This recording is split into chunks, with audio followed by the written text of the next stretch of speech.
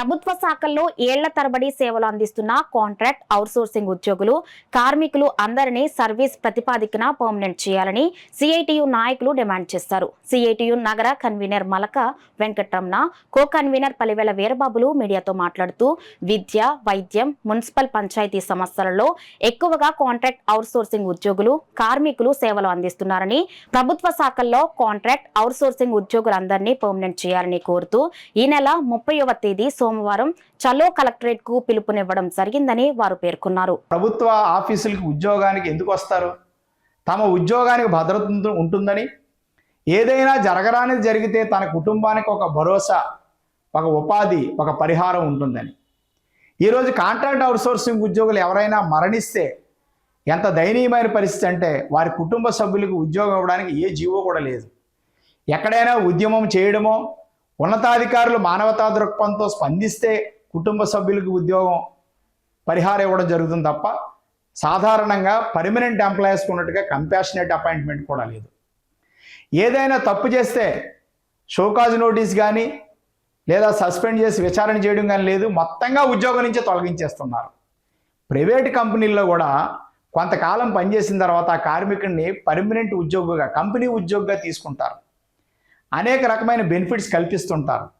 Private కంపెనీల్లో ఉన్నటువంటి సౌకర్యం ఉన్నప్పుడు మరి ప్రభుత్వ సంస్థల్లో ఏళ్ల తరబడి జీతం వచ్చినా రాకపోయినా, సకాలంలో జీతం ఇచ్చినా ఇవ్వకపోయినా, సక్రమమైనటువంటి కనీసమైన జీతం ఇచ్చినా ఇవ్వకపోయినా బాధ్యతాయుతంగా సేవలు అందిస్తున్న కాంట్రాక్ట్ అవుట్సోర్సింగ్ ఉద్యోగుల్ని ఎందుకు పర్మనెంట్ చేయకూడదు? ఒరిస్సాలోనూ పంజాబ్లోనూ ప్రభుత్వాలు పర్మనెంట్ చేసింది ఎన్నో పోరాటాల తర్వాత. కాబట్టి ఈ సందర్భంగా కార్మిక ఉద్యోగ సోదరి సోదరులు కూడా ఒక విషయాన్ని గమనించాలి. పోరాటాలు వృధా పోవు, సమస్య పరిష్కారం ఫలితం ఆలస్యం కావచ్చు కాక. కాబట్టి ఈ రోజున సిఐటియు దేశవ్యాప్తమైన పిలిపించింది కాంట్రాక్ట్ అవుట్సోర్సింగ్ ఉద్యోగులందరినీ పర్మనెంట్ చేయడానికి ఒకే రోజు దేశమంతా ఆందోళన చేయాలని కాకినాడ నగరంలో ఉన్నటువంటి ప్రభుత్వ శాఖల ఉద్యోగులు, ముఖ్యంగా గవర్నమెంట్ జనరల్ హాస్పిటల్, కాకినాడ నగరపాలక సంస్థ, జేఎన్టీయు యూనివర్సిటీ వంటి చోట్ల పనిచేస్తున్న వారు, సమగ్ర శిక్షాభియాన్లో పనిచేస్తున్న అవుట్సోర్సింగ్ ఉద్యోగులు అందరూ కూడా సెప్టెంబర్ 30 సోమవారం ఉదయం 10 గంటలకి జిల్లా కలెక్టర్ కార్యాలయం వద్దకు హాజరై ధర్నా జయప్రదం చేయాలని, మన నినాదమైనటువంటి పర్మనెంట్ సాధించుకోవాలని సిఐటియు నగర కమిటీ తరపున విజ్ఞప్తి. సక్రమంగా చెల్లించట్లేదు, నెలల తరబడి వేతనాలు కూడా బకాయి పెడుతున్నారు. అయినా కానీ ఎప్పటికైనా పర్మనెంట్ కాకపోతుందా అనేటువంటి ఆలోచనతో పనిచేస్తున్నారు.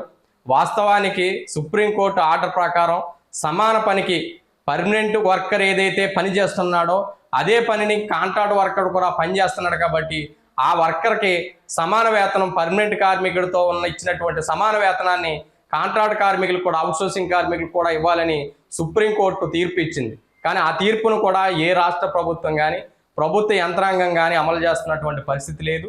అందుకనే సిఐటియు ఆధ్వర్యంలో కాంట్రాక్ట్ అవుట్సోర్సింగ్ కార్మికుల్ని పెద్ద ఎత్తున తరలిస్తూ వాళ్ళ సమస్యల పరిష్కారానికి కృషి చేయాలనేటువంటి ఆలోచనతో ఈ నెల 30వ తారీఖున కలెక్టరేట్ వద్ద ధర్నా చేయడానికి పిలిపించింది.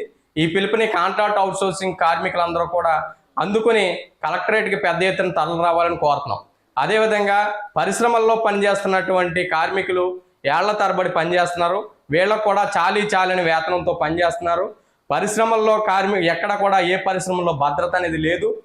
ఈ పరిశ్రమల్లో పనిచేసే కార్మికులకి 240 రోజుల పాటు పని దినాలు ఉంటే పర్మనెంట్ చేయాలనేటువంటి చట్టం కూడా ఉంది, జీవో కూడా ఉంది. ఈ చట్టాన్ని అమలు చేసే పని కూడా ఏ ప్రభుత్వం అలాగే విధంగా యజమాని చేయట్లేదు. యజమాని అమలు చేయట్లేదు, దాన్ని ఏ ప్రభుత్వ అధికారి కూడా పట్టించుకున్నటువంటి పాపన లేదు.